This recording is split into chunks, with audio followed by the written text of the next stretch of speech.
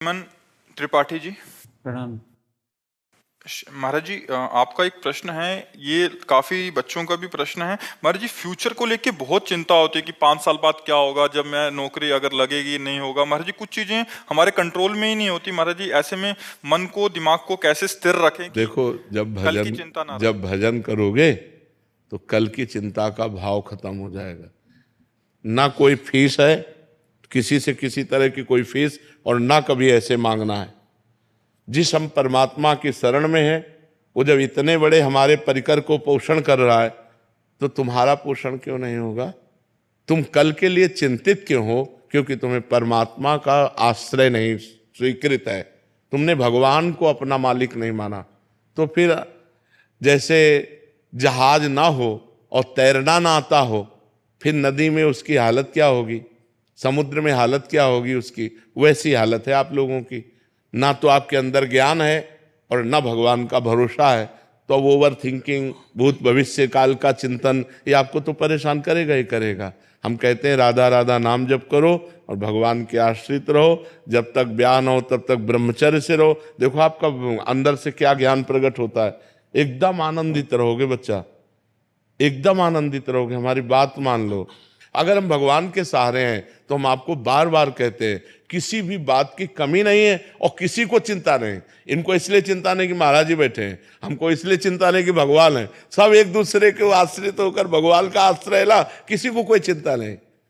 आप चिंतित क्यों हो रहे हैं, अपने लिए परेशान क्यों हो रहे हैं? हम कहते हैं आप ब्रह्मचर्य रह के देखो और नाम जप करो, बड़ी बड़ी विपत्तियों को रौंद के न निकल जाओ। तो हमसे बताओ, ब्रह्मचर्य वो पावर है जो आपकी सोच को पॉजिटिव करता है, लोग समझ नहीं पा रहे।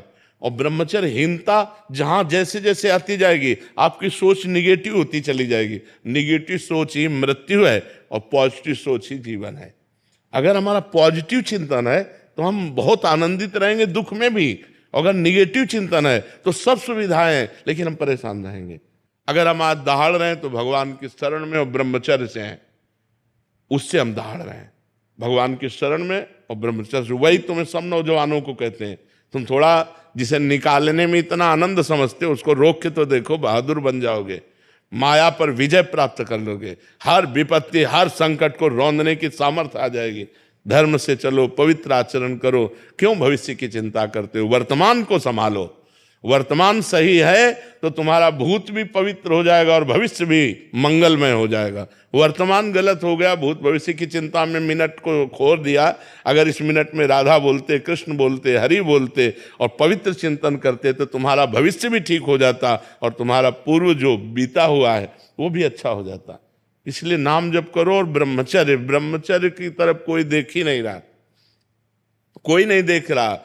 बस जीवन का सुख समझ रहा ब्रह्मचर्य को नष्ट करना। नए नए बच्चे समझ रहे हैं जितना ब्रह्मचर्य को नष्ट कर लो उतने सुख भोग लो, ये तुम्हारे जीवन का नाश है।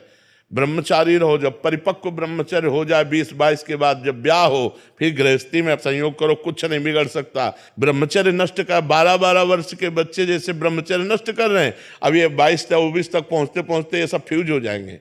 इनके अंदर सामर्थ्य ही नहीं रहेगी कि वो गृहस्थी के लायक रहें। हमारी बात को लिख ले, कागज में लिख ले, चाहे दिमाग में लिख ले। अगर धर्म से चलोगे तो तुम कम से कम संसारिकता का भी तो निर्वाह कर पाओगे, नहीं तो संसारिकता का निर्वाह नहीं कर पाओ।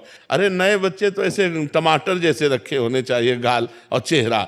ब्रह्मचर्य का मतलब क्या होता? अब ब्रह्मचर्य नहीं तो बूझे बूझे से रखे हैं, अब वो नूडल खाएं, वो हाँ हाँ 1 लीटर 1.5 लीटर मठा पी के 4 मोटी रोटी खाकर दंड बैठक मार के किसान आदमी जो है मेहनत, अब ये मोमोज फोमोज खाकर अब भोजन सही नहीं है, आचरण सही नहीं है, तो विचार कहाँ से पवित्र और सही आ जाएंगे? ये कभी आनंदित होते हो?